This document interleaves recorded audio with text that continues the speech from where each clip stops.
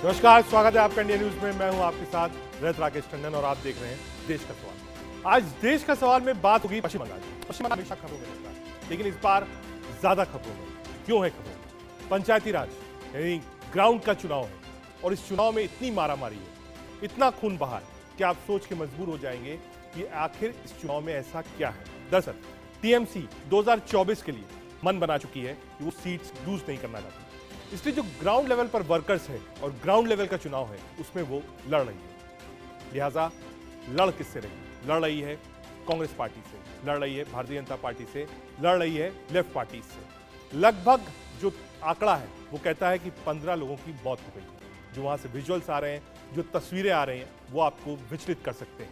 बम आपको दिखेगा, कट्टा आपको दिखेगा, बंदूकें आपको दिखेंगी। आपको ये भी दिखेगा कि कैसे वहां पर बूथ कैप्चरिंग होती है। बहुत दिनों बाद आपको ये दिखेगा कि कैसे बूथ कैप्चरिंग होती है। तब आपको बताते हैं असदुद्दीन ओवैसी ने इस पूरे मामले पे क्या ट्वीट किया।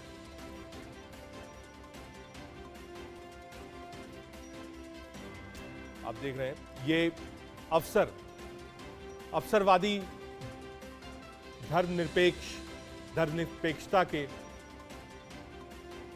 जहरीले फल हैं, जबकि बीजेपी टीएमसी राजनीतिक सत्ता के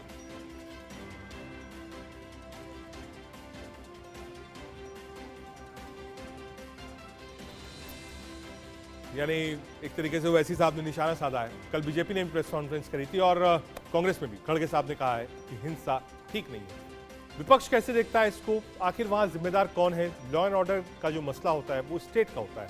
इलेक्शन कमीशन ने भी अपनी रिपोर्ट दी है और वहां के गवर्नर आज दिल्ली में क्या बातचीत है इस पर भी आपको बताएंगे अपडेट क्या है। एक लंबा चौड़ा पैनल हमारे साथ है।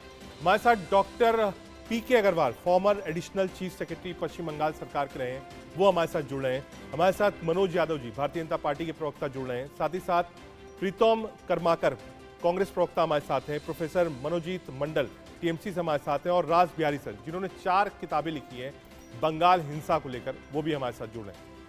सीधे राज बिहारी सर आपके पास आता हूं। पहली बार ऐसा देखा साहब, विधानसभा में हम मान सकते हैं, लोकसभा में मान सकते हैं, लेकिन अगर बूथ के लिए इतनी लड़ाई हो, वो भी लोकल चुनाव के लिए, ऐसा क्यों है? लोगों ने यही कहा कि ग्राउंड पर टीएमसी अपनी दावेदारी छोड़ना नहीं चाहती। उसे लगता है कि अगर ग्राउंड पर टीएमसी वीक हो गई तो 24 हाथ से खिसक जाएगा, इसलिए तन मन धन शाम दाम दंड भेद सब कुछ लगा दिया दीदी ने।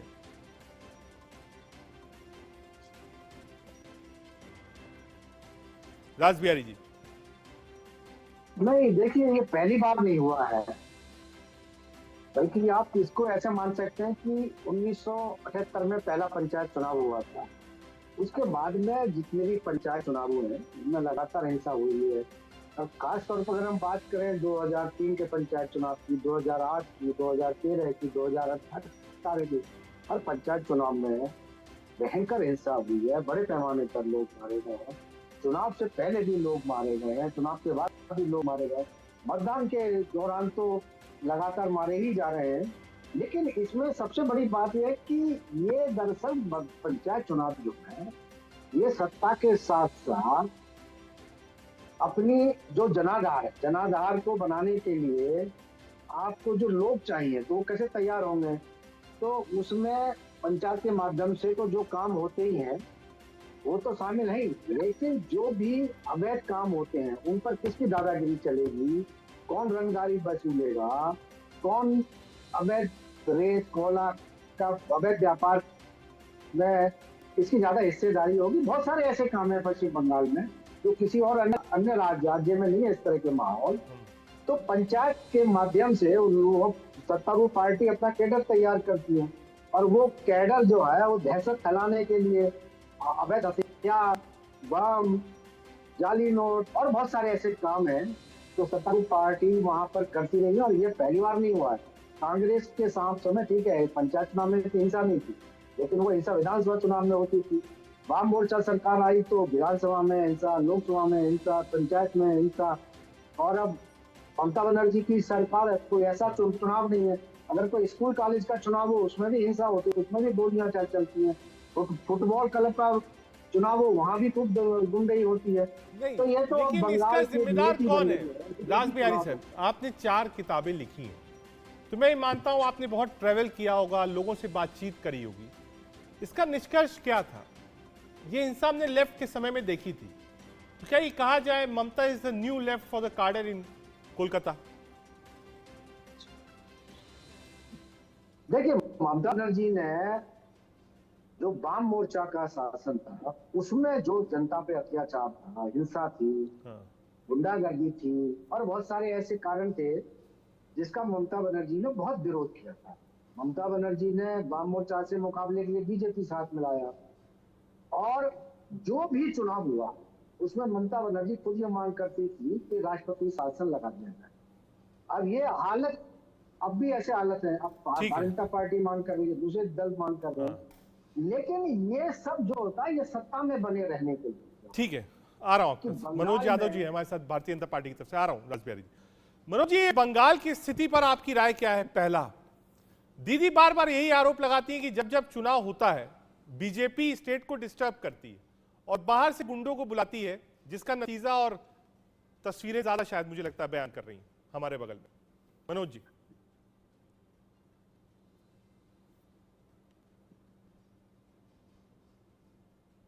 मनोज आवाज मिल रही है आपको? ठीक है, आता हूं मनोज जी आपके पास। हमारे साथ डॉक्टर पीके अग्रवाल साहब हैं, farmer additional chief secretary Paschim Bangal के। अग्रवाल साहब, क्या आपको मेरी आवाज मिल रही है? हाँ मिल रही है। आप सुनते, आपको मिल रही है मेरी आवाज? हाँ, मेरी आवाज मिल रही है, लेकिन सर कुछ शायद फ्रेम में दिक्कत है। आता हूं आपके पास सर।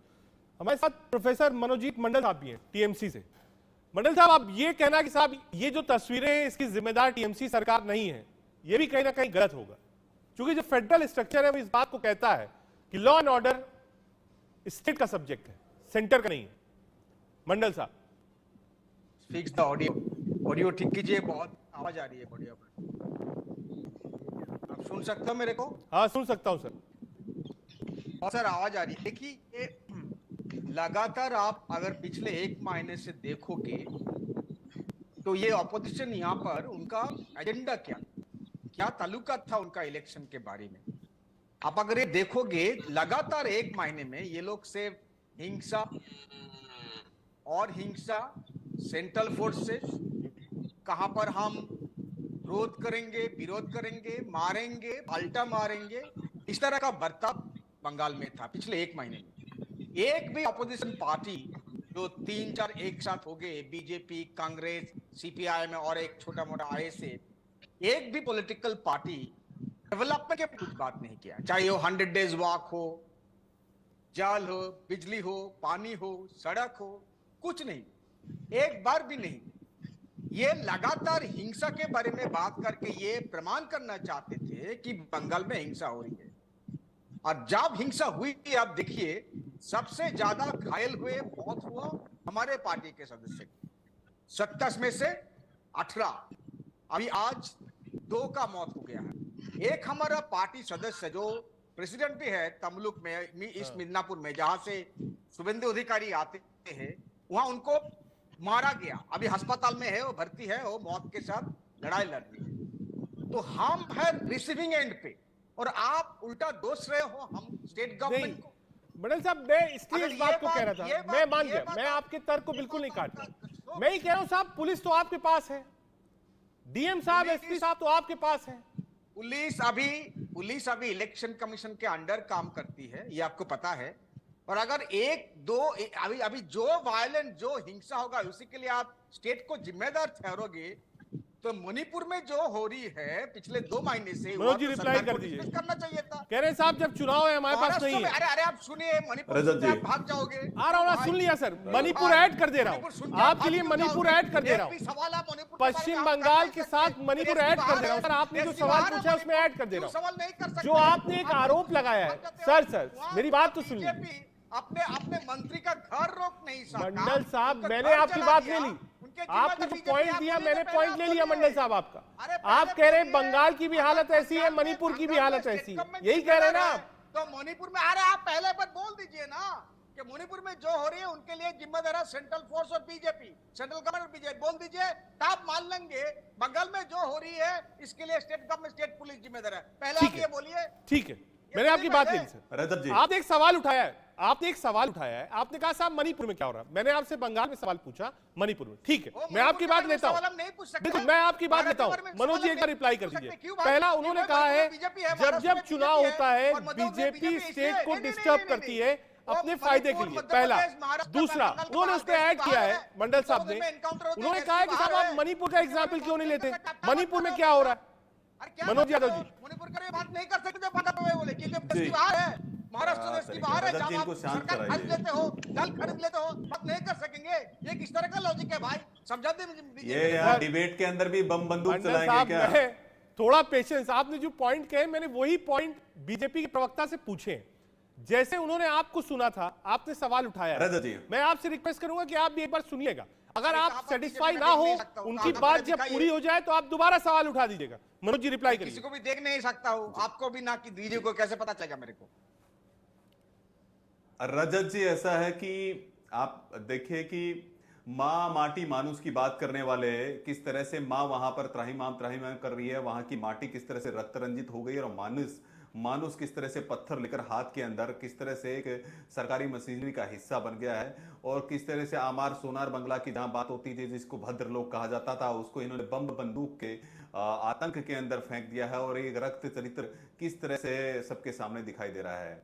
रजत जी, मैं जरा बता दूं कि किस तरह से वहां पर सरकारी मशीनरी फेल हो गई है। ममता दीदी का एक भी स्टेटमेंट नहीं आया है, उनकी मौन सहमति ये दिखाती है कि साफ साफ ममता दीदी का इसके अंदर साफ साफ हाथ है। जिस तरह से 40,000 उम्मीदवारों का केवल 4 घंटे के अंदर, यानी एक उम्मीदवार का जो क्लियरेंस है कि 2 मिनट में दिया राज्य के निर्वाचन आयोग ने, तो साफ साफ दिखाता है किस तरह से वहां की मशीनरी ठप हो गई है, किस तरह से प्रशासन, शासन और प्रशासन की मिलीभगत है।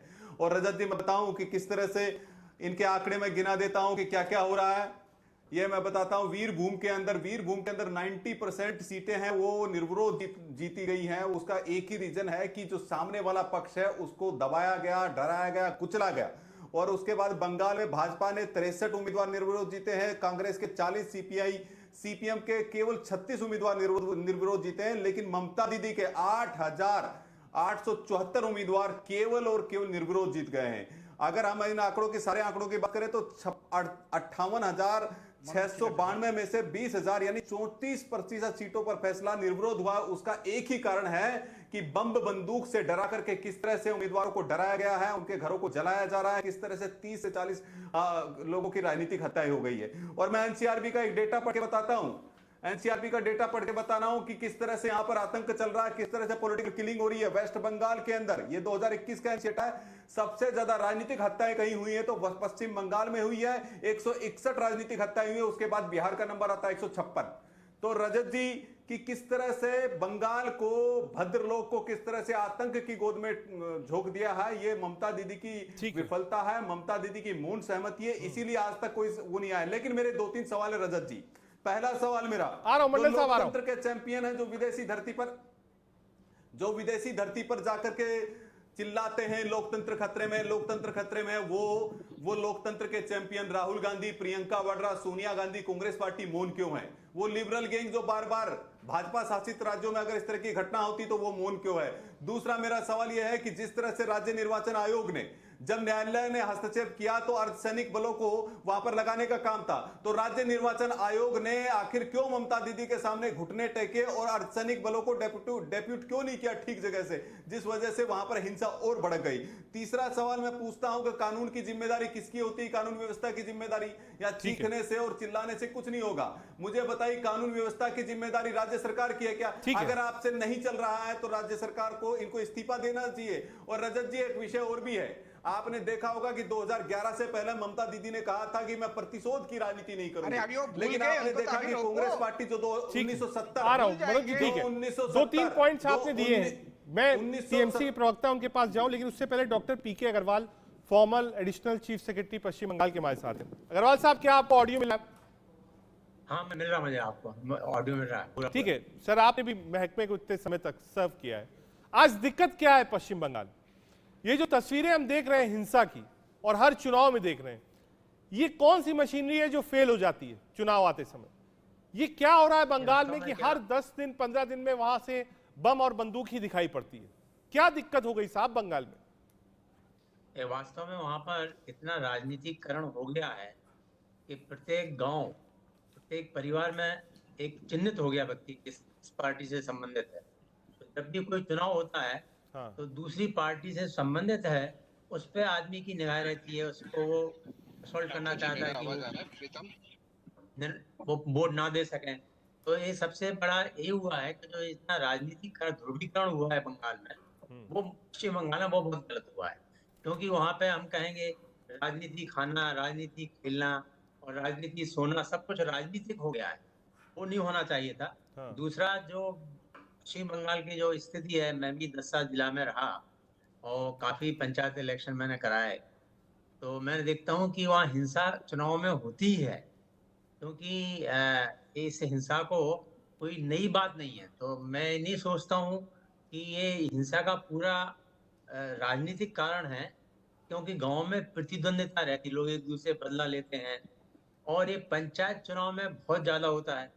अगर ये पंचायत चुनाव बिना किसी सिंबल के होने लगे, बिना किसी पार्टी सिंबल के, तो मैं सोचता हूँ कुछ ठीक होगा। यहाँ पे कुछ स्टेट इलेक्शन कमीशन की भी भूल है कि उनको जो सेंट्रल फोर्स है उनको बूथ पर पोस्ट करना चाहिए, क्योंकि जब तक ये केंद्रीय बल, आज देखा गया है हिंसा इसीलिए ज्यादा हुई क्योंकि मतदान केंद्रों पर पुलिस ठीक तरह से पोस्टेड नहीं थी। इसके अतिरिक्त जो पहले चुनाव हुए असेंबली इलेक्शन, क्या होता है कि पूर्व इलेक्शन में जो अधिकारी दोषी होते हैं, हिंसा नहीं रोक पाते हैं। समाप्त में इसके लिए आप जिम्मेदार किसको मानते हैं? कौन जिम्मेदार है? क्या वहां पे जो पोस्टेड अधिकारी हैं, क्या वो अधिकारी ठीक से काम नहीं कर रहे हैं? क्या शासन प्रशासन का दबाव ज्यादा है? नहीं, देखिए उसमें जो नीचे स्तर का जो पुलिस है वहां पे, मुझे कहना नहीं चाहिए, देखिए पुलिस प्रशासन का, तो वो कुछ मैंने देखा इतना सक्षम नहीं है जैसे और किसी राज्यों में देखते हैं हम। और दूसरी बात, लोग चुनाव होते हैं, चुनाव के बाद सब एक हो जाते हैं, बिना किसी भेदभाव के काम करते हैं। तो ऐसा पश्चिम बंगाल में नहीं होता है, क्योंकि ठीक है, एक आता हूं आपके पंचायतों पास। से ही सब पैसा प्रीतम करमक्कर साहब, कांग्रेस के प्रवक्ता भी हमारे साथ हैं। प्रीतम दा, आपको आवाज मिल रही मेरी? अभी आवाज आ रहा है? आ रहा है। बीजेपी ने यह सवाल उठाया और पूछा है कि सब हर हिंसा पर कांग्रेस के नेता बोलते हैं, अब जब हिंसा पश्चिम बंगाल में लगी हुई है तो सो कॉल्ड लीडर्स कहां हैं? क्यों नहीं बोल रहे कि साहब ममता बनर्जी फेल हो गई? नमस्कार आपको, नमस्कार सभी सम्मानीय अतिथियों को। पहला बात, मैं पोलिंग वाला डे पे एक इंटरव्यू आया था, मतलब एक डिबेट आया था, माफ करना, तो उसमें मैंने कुछ इस तरीके से बोला था और अभी भी मैं कायम हूं उससे। पहले बोल लेता हूं कि हम आज किस दिशा में जा रहे हैं। आज हम एक इलेक्शन को लेके चर्चा कर रहे हैं, कौन बोल रहे हैं कौन नहीं बोल रहे उसको लेके, और वहां पे जाने जा रहे हैं। जान जब जाती है ना, तो कभी कोई दल, मजहब, कोई पार्टी का एफिलिएशन नहीं देखती है। आज मैं बिल्कुल खुश नहीं हूं किसी का भी, कोई भी कार्यकर्ता या कोई भी जान जाने के लिए। ये सबसे पहले बंद होना चाहिए। रहा सवाल कांग्रेस का, देखिए कांग्रेस का पैदाइशी अहिंसा से है, हमेशा से हम लोग अहिंसावादी है। और शायद बीजेपी का जो हमारे आदरणीय रिप्रेजेंटेटिव है उनको मैं बोलना चाहूंगा, उस दिन भी मैं बोला था, खड़गे जी का भी बयान आया है कि सबसे पहले हिंसा को रोकना चाहिए। ठीक है, आ रहा हूं, मानव जानों को जाना रोकना चाहिए, बाकी राजनीति आ रहा हूं। प्रीतम जी आ रहा हूं। प्रोफेसर मनोजीत मंडल साहब के पास।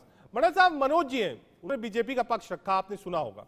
उन्होंने एक तो पॉइंट उठाया, उन्होंने कहा साहब लोगों को पर्चा तक नहीं भरने दिया गया, इसीलिए निर्विरोध सबसे ज्यादा टीएमसी के लोग जीते। पहली बात कम से कम पर्चा तो भर देते, चुनाव तो हो जाता। इतने ज्यादा लोग कैसे जीत गए? भाई, ये बीजेपी है पॉलिटिकल पार्टी, जिसको हम कहते हैं भारतीय झूठा पार्टी। उनके पास आंकड़े ही नहीं है।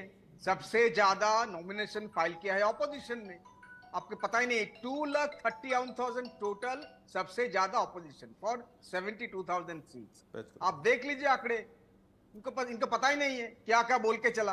और मणिपुर के बारे में एक भी बात नहीं बोला। अगर बंगाल में जो हो रही है उसके साथ लॉ एंड ऑर्डर का ताल्लुकात है, तो मणिपुर में क्या हो रही है भाई?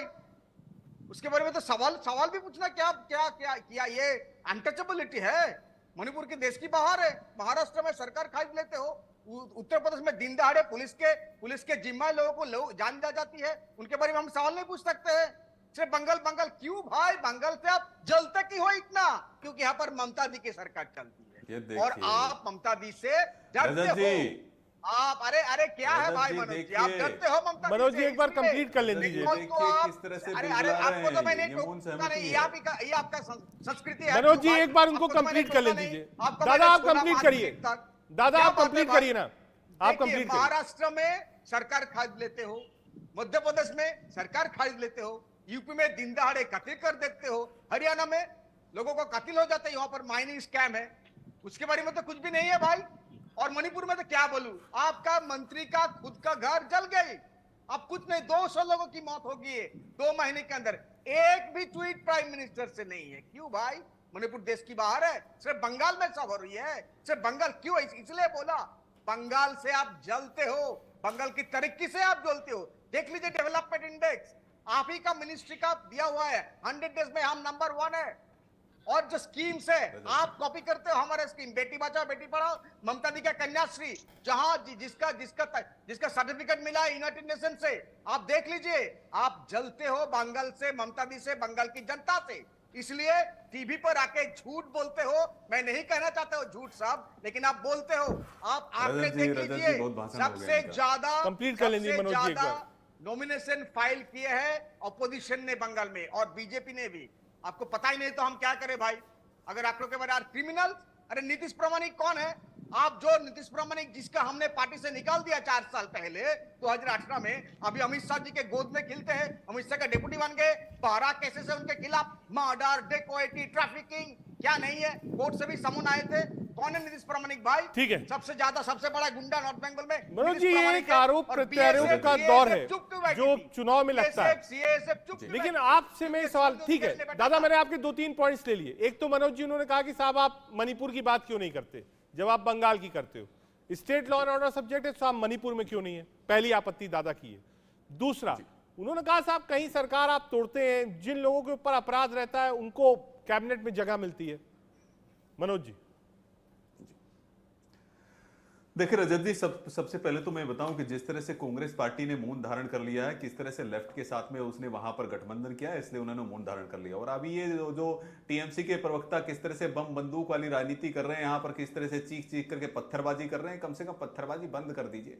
टीवी डिबेट पे तो पत्थरबाजी मत कीजिए। हमने देखा है कि बंगाल किस तरह से चल रहा है। आपको ध्यान में होगा रजत जी, मैं 2-3 बातें बताना चाहता हूँ, आप बहरे हैं 2-3 बातें बताना चाहता हूँ। मंडल साहब अब एक बार उनको कंप्लीट करने दीजिए। नहीं आपने 2-3 सवाल पूछे हैं, मणिपुर पर पूछा है आपने, नॉमिनेशन पर पूछा है, एक बार मनोज जी आप कंप्लीट करिए। ये क्या है? सवाल नहीं पूछ सकते, पत्थरबाजी हो जाते, जवाब दीजिए। आ रहा है उनका वक्त है, एक बार बोल लेने दीजिए उनको। पहले मनोज जी कंप्लीट करिए। जी रजत जी, आपको ध्यान में होगा कि 1970 से पहले कांग्रेस के शासनकाल में भी यहां रक्त रंजित राजनीति होती थी। उसके बाद में वामपंथियों का शासन आया, लेकिन जब ममता दीदी 2011 में आई तो इन्होंने कहा कि मैं प्रतिशोध की राजनीति नहीं करूंगी, प्रतिशोध की राजनीति नहीं करूंगी और प्रतिशोध की राजनीति नहीं करूंगी। और उसके एवज में आपने देखा, मैं आपको तथ्य ही बता देता हूं कि किस तरह से प्रतिशोध की राजनीति का ड्रामा करते हैं। प्रतिशोध की राजनीति नहीं करेंगे। 2018 में पंचायत चुनाव हुए, 2011 में विधानसभा चुनाव में केवल 9 महीने के भीतर सीपीआई के 56 लोग मारे गए। 2018 के अंदर जब पंचायत चुनाव हुए तो वहां पर 10 लोग मारे गए, 34 सीटों पर निर्विरोध इस तरह से चुने गए। उसके बाद मैं बात करता हूं 2019 के लोकसभा चुनाव की, किस तरह से वहां पर हमारे कार्यकर्ताओं की हत्या हुई, 130 कार्यकर्ता हमारे मारे गए। और आपने देखा होगा कि किस तरह से विधानसभा के चुनाव के बाद में लोगों को पलायन करना पड़ा। आजाद भारत के इतिहास में किस तरह से पहली बार 1947 के बाद में अगर इस तरह का व्यापक पलायन हुआ तो बंगाल में हुआ। किस तरह से हिंदुओं के घरों को फूका गया, किस तरह से वहां पर बलात्कार किया गया, कितने लोगों को मारा गया और उनको बड़ी मुश्किल से जाकर आसाम के अंदर जाकर के शरण लेने का काम किया उन्होंने बेचारों ने।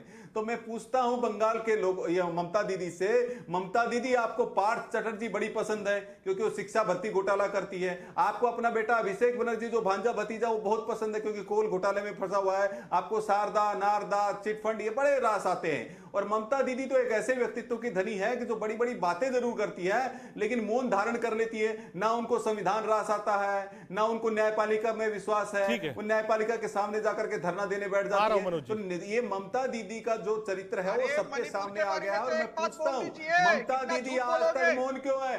ममता दीदी आज तक मौन क्यों है? मौन क्यों है? मौन क्यों है? उन्होंने एक बार भी क्यों नहीं बोला इन घटनाओं के ऊपर? क्योंकि उनकी सहमति है, उनकी सहमति है कि किस तरह से वहां हत्याएं हो। और ये स्टेट स्पॉन्सर्ड हत्याएं हो रही है। ये टीएमसी के द्वारा, टीएमसी की मशीनरी के द्वारा शासन और प्रशासन की मिलीभगत है, उसमें हत्या हो रही है। बंगाल के बारे में बोल के देश की ध्यान भटकाने चाहते हो। आप देश को संभाल नहीं सकते हो। एक बात भी मणिपुर के बारे में 200 करीब 200 लोगों की जान गई। आपका मिनिस्टर का घर जल गया। शर्म आनी चाहिए आपको।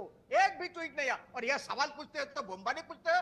आप बम के बारे में सोचते हो, बम सोचते हो, हिंसा सोचते हो, करते हो आप। अरे 30 से ज्यादा प्रतिशत लोग पार्लियामेंट में आपका क्रिमिनल है। एक आतंकवादी का आपने टिकट दे दिया पार्लियामेंट में, जिसका नाम है प्रज्ञा सिंह। आप बात करते हो वायलेंस की। आप तो सबसे ज्यादा राज बिहारी जी, एक बार आपके पास आऊंगा। राज बिहारी सर, कई लोगों ने सोशल मीडिया पर और पार्टियों ने डिमांड की, कहा गवर्नर साहब यहां रिपोर्ट देने के लिए।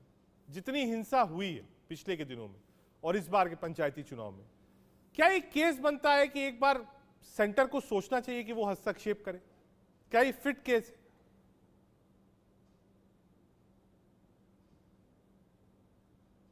लगता है कि केंद्र इसमें कोई हस्तक्षेप करेगा। देखिए, सबसे बड़ी बात यह है कि टीएमसी के प्रवक्ता भी मान रहे हैं कि 67,000 पंचायत की सीटें हैं, 72,000 कुल मिला के विपक्ष है, जिसमें 40,000 बीजेपी के उम्मीदवार थे। लेकिन सबसे बड़ी बात है कि जो हत्या हुई है उसकी असलियत कोई सरकारी तौर पे नहीं आई है। सबके अपने अलग अलग आंकड़े आ रहे हैं। ये एक सच्चाई ये है कि जब से चुनाव घोषित हुआ है 7 जून से लेकर और 8 जुलाई तक 40 से ज्यादा लोग मारे गए। ये तो 1 महीने के दौरान की बात है। लेकिन उससे पहले अगर इसी साल कि जनवरी से लेकर और 7 जून तक कितने लोग मारे गए, इतना ही और मान लीजिए। इसका मतलब है कि पश्चिम बंगाल में राजनीतिक हत्याओं का आंकड़ा लगभग 100 के आसपास बैठेगा। लेकिन ये जैसे कि अभी मनोज यादव कह रहे थे कि एनसीआरबी ने इतना कहा है। एनसीआरबी में तो पूरी तरह झूठी रिपोर्ट होती है। अगर आप देखेंगे तो एनसीआर जब से, चाहे वामपंथी सरकार रही हो, चाहे ममता बनर्जी की सरकार रही हो, एनसीआरबी कुछ और कहती है, स्टेट गवर्नमेंट कुछ और कहती है, केंद्र सरकार कुछ और कहती है, और जो लोग आरटीआई से जवाब मांगते हैं उनकी रिपोर्ट कुछ और कहती है। जब ये 4 आंकड़े हैं, अभी एक आरटीआई में ये सामने आया है कि पश्चिम बंगाल के 9 जिलों में 2021 में 60 लोग मारे गए। सिर्फ 9 जो 14 जिलों ने कोई रिपोर्ट नहीं थी। जबकि जो मैंने अपनी पुस्तक लिखी है बिहार आतंक का चुनाव, उसमें मैंने बताया कि 150 से ज्यादा लोग 2021 में मारे गए। केवल चुनाव के दौरान 60 लोग मारे गए, चुनाव के बाद 6 महीने में 50 लोग मारे गए। ये आंकड़ा बहुतों का बहुत बड़ा है, इसमें कोई राजनीति की बात नहीं है। लेकिन जो सच्चाई है वो सामने आनी चाहिए। ये अच्छी बात है कि बंगाल को लेके अब नेशनल मीडिया भी थोड़ा गंभीर हुआ है, बात सामने आ रही है। बात एक कहीं की भी हो, मणिपुर हो, बंगाल हो, यूपी हो, अगर इस तरह घटना होती है तो मीडिया में सामने आती है, उसके होती है। डॉक्टर पीके अग्रवाल साहब, आ रहा हूँ। अग्रवाल साहब, सर सेंटर को क्या हस्तक्षेप करना चाहिए? अगर करेगी तो फिर वो उस पर राजनीति शुरू हो जाएगी कि नहीं साहब फेडरल स्ट्रक्चर पहला, दूसरा आप राज्य के कानून में, राज्य के कामकाज में हस्तक्षेप कर रहे हैं। लेकिन ये हिंसा कब तक आदमी देखेगा? कोई अंत ही नहीं दिख रहा है इस हिंसा का जो पश्चिम बंगाल में है। अब देखिए, जो मैंने कहा कि ऐसा चुनाव में हिंसा पश्चिम बंगाल में होती रही है, ऐसी बहुत कुछ ऐसी चीज नहीं अपवाद स्वरूप इस पंचायत चुनाव में हो गई हो। जो राज बिहारी जी ने बताया कि अभी तक 30 लोग मारे गए, वो 40 कह रहे हैं, तो मैं आशा करूंगा कि चुनाव परिणाम के बाद हिंसा ना हो। कम से कम मुख्यमंत्री यहाँ पर दखल दें और मुख्यमंत्री बोलें, जिससे कि परिणाम आने पर भी 10-15 लोग और ना मारे जाएं। ये हमें ये चिंता करनी है। ये बड़ा अच्छा किया राज्य निर्वाचन आयोग ने कि दोबारा मतदान कराया 650 बूथ। मैं सोचता हूँ और भी ज्यादा अगर मतदान कराया जाता तो लोग में संदेश जाता कि हमें हिंसा नहीं करनी चाहिए, और अगर हिंसा करेंगे तो दोबारा चुनाव होंगे। ठीक है, तो मैं सोचता हूँ हजारों मतदान केंद्रों पर दोबारा निर्वाचन होना चाहिए था, ठीक और मैं आशा करता हूँ कि मुख्यमंत्री जरूर हस्तक्षेप करेंगी और चुनाव परिणामों के बाद हिंसा रुकेगी। और केंद्र सरकार जो राज बिहारी जी ने कहा, मैं उनसे सहमत हूँ, हस्तक्षेप की कोई बात नहीं, क्योंकि लॉ एंड ऑर्डर ऐसा ठीक है, पश्चिम बंगाल में आ रहा तो हूँ। एक इतने बार साल काम किया है। प्रीतम कर्माकर के पास जाना है। प्रीतम दा, थोड़ी सी कांग्रेस कंफ्यूज लगती है जब आप देखिए विपक्ष की बिल्कुल बैठक होती है, संसद की बैठक होती है, नेशनल इश्यूज होते हैं, तो कांग्रेस लेफ्ट और विपक्ष एक साथ रहती है। लेकिन वहीं दूसरी तरफ आप अपने लोकसभा में नेता और आपके प्रदेश अध्यक्ष अधीर दादा को सुनिए, तो वो तो साफ कहते हैं कि साहब ये सारी हिंसा ममता दीदी करवाती है। देखिए, पहले ही मैं ये बात को नकार रहा हूं और मजबूरन मैं राजनीतिक कमेंट करने के लिए मजबूर हो रहा हूं, जिस तरीके से हमारे मित्रों ने हमें बताया कि कांग्रेस मौन पकड़ रहे हैं। पहला बात ठीक से सुन लीजिए, ये एक प्लानफुली बाइनरी गेम चल रहा है। दोनों सत्ता पक्ष, बंगाल का सत्ता पक्ष और दिल्ली का सत्ता पक्ष, बाइनरी गेम चला रहे हैं एक दूसरे के ऊपर। अभी हमारे मित्रों ने कभी चला जाता है मणिपुर में, कभी कोई चला जाता है 71-77 में। आज के दिन क्या हो रहा है जो जान जा रहे हैं। और मैं आपको बताना चाहूंगा, हिंसा के विरुद्ध हम जो है ये कोई नई बात नहीं है। अधीर दादा से शुरू करके खड़गे जी तक सबसे पहले बोला ह्यूमन जान जाना पहले रोकना चाहिए, और ये जो बाइनरी गेम है इसको बंद कीजिए। दोनों सत्ता पक्ष में दोनों को रखेंगे और ऑपोजिशन में किसी और को नहीं आने देंगे। इसका नतीजा ये है कि पार्लियामेंट्री एथिक्स कमेटी का शारदा और नारदा केस में एक भी मीटिंग क्यों नहीं बुलाया गया? क्यों शारदा और नारदा केस में अपने आप पार्टी में बदल कर रहे हैं? शुभेंदु बाबू को आज आप ले रहे हो, वो आपका स्टेट हेड कर रहे हैं, स्टेट हेड में अग्रणी भूमिका रख रहे हैं, और आप यहाँ पे आके आप क्या कर रहे हैं? आज जब प्लीट करने गए वहां पे सेंट्रल गवर्नमेंट, अगर मैं गलत नहीं बोल रहा हूं तो सेंट्रल गवर्नमेंट के पक्ष का सॉलिसिटर जनरल एब्सेंस है। अरे वाह, जो दो सत्ताधारी पार्टी क्या राजनीति दिखा रहे हैं और कांग्रेस को मौन कर रहे हैं। आप ये तो बताइए, बीजेपी का कौन सा बड़ा नेता जबान खुल रहे हैं? अमित शाह जी गृह मंत्री होके कौन सा जबान खुले हैं बंगाल पे जो नरसंहार हो रहा है उनके? और हमारे दीदी का तो जवाब भी नहीं है कोई। हमारे दीदी तो उनके जेल ना चले जाए। मनोज जी, कांग्रेस कह रही फिक्स गेम है साहब, टीएमसी और बीजेपी मिले हुए हैं। कहा बीजेपी और टीएमसी आपस में लड़ लेंगे, लेफ्ट और कांग्रेस साफ हो जाएगी। नया आरोप है आप पे जी। क्या रजत जी, यही तो देखिए ना, जो सांप नेवले का जो सांप नेवले की तरह जो लड़ते हैं आपस में केरल के अंदर, वो त्रिपुरा में जाकर के किस तरह से गलबहियां करते हैं। जो सांप नेवले की तरह जो हमेशा धुर विरोधी बताते हैं अपने आप को, और किस तरह से बंगाल में पंचायत चुनाव में जिन्होंने रक्त रंजित कर दिया था किस तरह से बंगाल को सीपीआई ने, वाम दलों ने, तो उनके साथ गलबहिया कौन कर रहा है? उल्टा चोर कोतवाल को डांटे। तो ये हमको ही कहानी सुना रहे हैं। और मैं भ्रष्टाचार की बात करें, किसी चीज की बात करें, अरे छाछ तो बोले, छलनी भी बोले जिसमें हजारों छेद है, 70 छेद है, तो इनको तो बोलने का अधिकार नहीं है। लेकिन ये मौन धारण क्यों किए हुए? राहुल गांधी क्यों नहीं इस पर बोल रहे हैं? सोनिया गांधी जी क्यों नहीं इस पर बोल रहे हैं? जो छोटी छोटी बात पर बड़ी ट्वीट कर देते हैं, क्योंकि ये गठबंधन की राजनीति 2024 को साधने का प्रयास कर रहे हैं। जिस तरह से पटना के अंदर इनकी बैठक हुई तो इन्होंने मौन सहमति धारण कर ली है कि कितनी हत्याएं हो, कितने कार्यकर्ताओं को मारा जाए, हमें चिंता नहीं, हमें मौन धारण कर लेना है, क्योंकि बीजेपी को बाहर निकालना है। लेकिन कम से कम मां, माटी और मानुष को जिस तरह से त्राहिमाम जो हो रहा है उसके बारे में तो सोच लेते हैं आप लोग। आप बंगाल की मां, माटी, मानुष किस तरह से रक्त रंजित हो रही है उस पर शर्मसार नहीं हो रहे। और जहां तक टीएमसी की बात है, रजत जी, मैं पूछना चाहता हूं इनसे, जो टीएमसी के प्रवक्ता है, जरा बताइए ममता दीदी ने आज तक कोई भी ऑफिशियल स्टेटमेंट क्यों नहीं दिया? जो बात बात पर बाइट देती है, इस हिंसा पर जिसमें 30 लोग मारे गए उस पर एक भी उनका स्टेटमेंट क्यों नहीं आया? क्यों नहीं वो प्रेस के सामने रूबरू हुई? और वो क्यों वो मौन धारण की हुई है? क्योंकि एक ही कारण है कि शासन प्रशासन मौन धारण इसलिए किया हुआ है कि ये स्टेट स्पॉन्सर्ड हत्याएं हैं। स्टेट स्पॉन्सर्ड रजत जी हत्याएं हो रही है। टीएमसी का जो बम बंदूक का कल्चर है वो सबके सामने आ रहा है, किस तरह से रक्त रंजित वहां की जमीन हो रही है और कार्यकर्ताओं की हत्या हो रही है।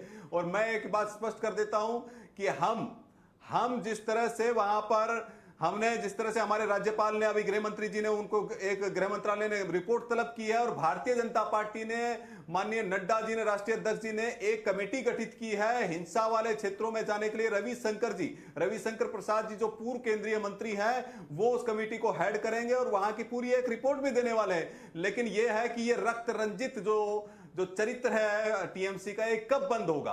कब तक दोषारोपण करते रहेंगे आप नरेंद्र मोदी जी को और अमित शाह जी के ऊपर? कानून व्यवस्था क्या किसके हाथ में है? आपने क्या चूड़ियां पहन रखी है? ममता दीदी शांत क्यों है? क्या बीजेपी का पहला सवाल पहन रखी है?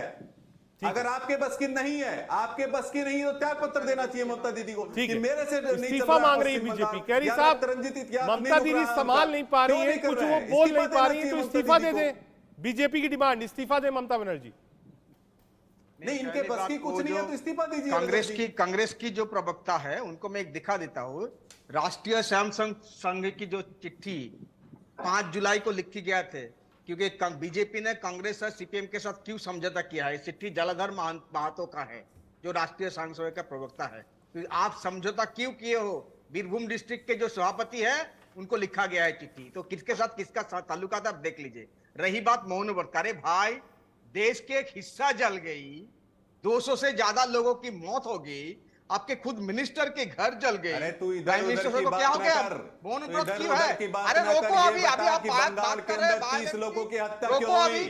इधर उधर की बात न कर, ये बता ममता बनर्जी मौन क्यों है? तो इधर उधर की बात न कर, ये बता कि पुलिस ने क्या चूड़ियां पहन रखी है? तो इधर उधर की बात न कर, ये बता कि रक्त रंजित बंगाल क्यों हो रहा है? इधर उधर की बात न कर, ये बता कि आमार सोनार बांग्ला को, कि भद्रलोक को किस तरह से आपने बम बंदूक के अंदर बदलने का काम किया। इधर उधर की बात न कर, ये बता कि किस तरह से माटी जो है लहूलुहान हो रही है, उसके बारे में बताइए। मुझे बताइए, इधर उधर की बात न कर, ये बता कि कानून व्यवस्था किसके हाथ में है। इधर उधर की बात न कर कि बता कि मुख्यमंत्री कौन है। इधर उधर की बात न कर, ये बता कि आप किसके प्रवक्ता होकर बैठे हैं? आप टीएमसी के प्रवक्ता होकर के बैठे हैं। मेरा गला दबा दिया, यही है हिंसा।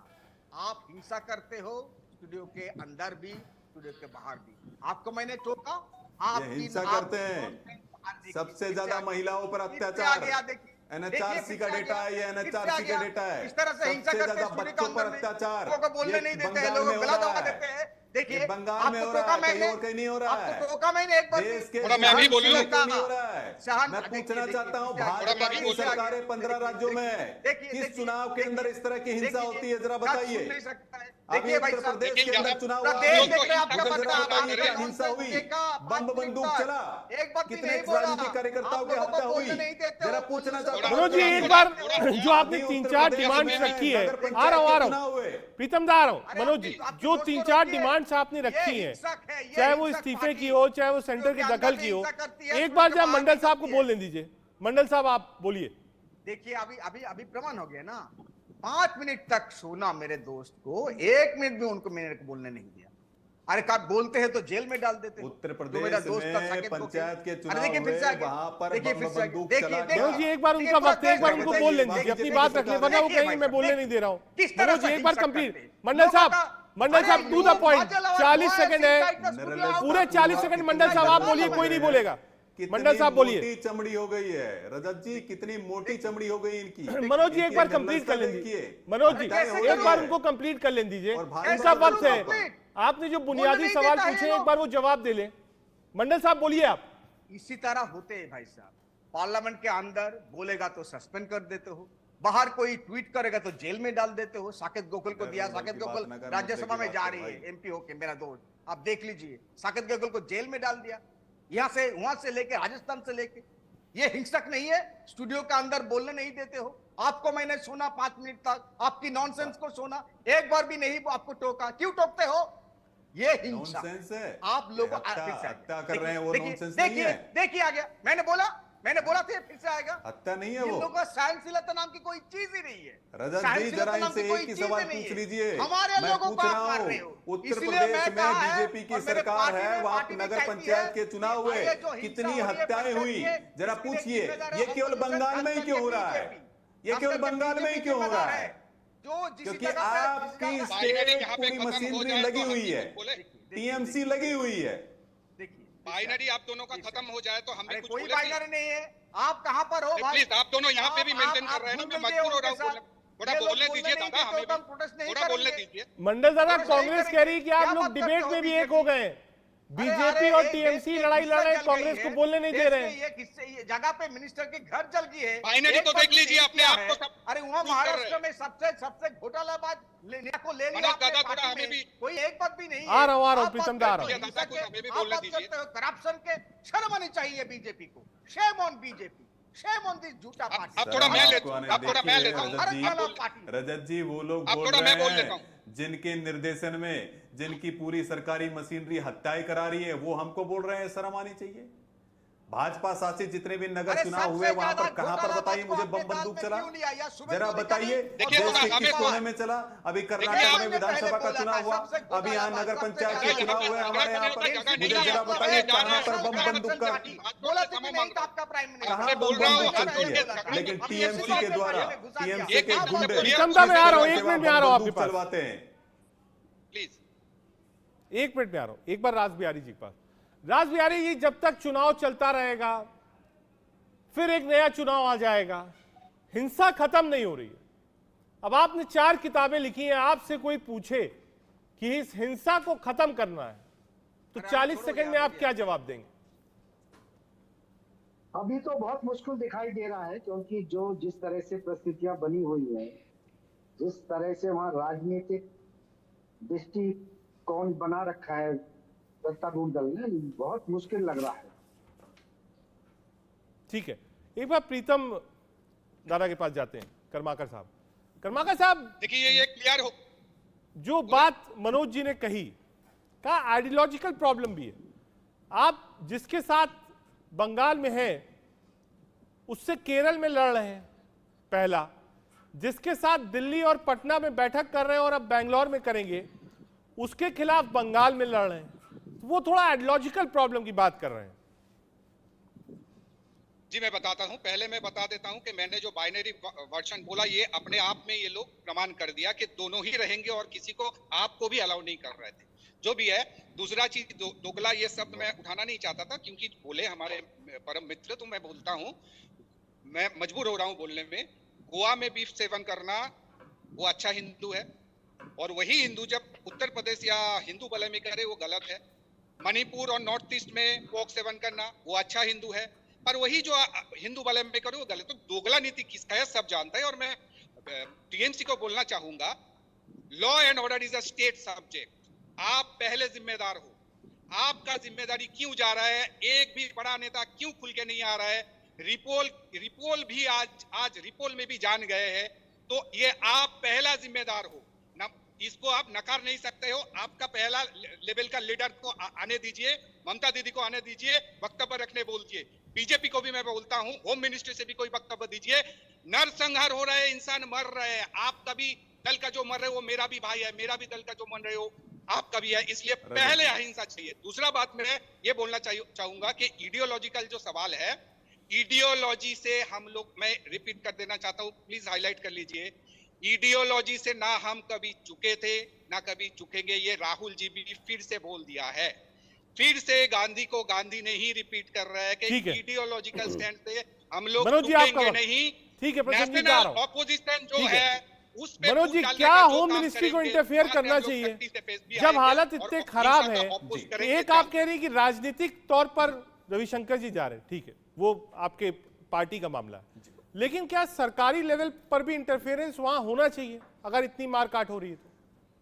निश्चित रजत जी, मुझे लगता है कांग्रेस के प्रवक्ता को शायद पता नहीं होगा। राज्यपाल महोदय अपनी रिपोर्ट देने जा रहे हैं। गृह मंत्रालय ने एक रिपोर्ट तलब किया है कि वहां की जो हिंसा जिस तरह से हुई है, जिस तरह से 30 लोगों की निर्मम हत्या हुई है, उसके ऊपर रिपोर्ट तलब होगी और उसके बाद में गृह मंत्रालय निश्चित रूप से कोई ना कोई एक्शन लेगा। लेकिन ममता दीदी को क्या पसंद है? ममता दीदी को बम पसंद है, बंदूक पसंद है, नरसंहार पसंद है, मोते पसंद है, रक्त चरित्र पसंद है। इसी का कारण है कि लगातार वहां पर हिंसाएं हो रही है। किसी भी स्टेट के अंदर, देश के अंदर इस तरह की हिंसा नहीं होती, केवल पश्चिम बंगाल में होती है। ये स्टेट स्पॉन्सर्ड हिंसा है। और जहां तक डबल स्टैंडर्ड की बात करते हैं तो डबल स्टैंडर्ड वो लोग हैं जो चुनाव के समय में हिंदू बन जाते हैं, जनेऊधारी बन जाते हैं, वैसे हिंदुओं को लगातार बोको हरम से तुलना करते हैं, ISI से तुलना करते हैं, तालिबान से तुलना करते हैं। ये तो राहुल गांधी जी का चरित्र है और डबल स्टैंडर्ड दिख रहा है कांग्रेस पार्टी का।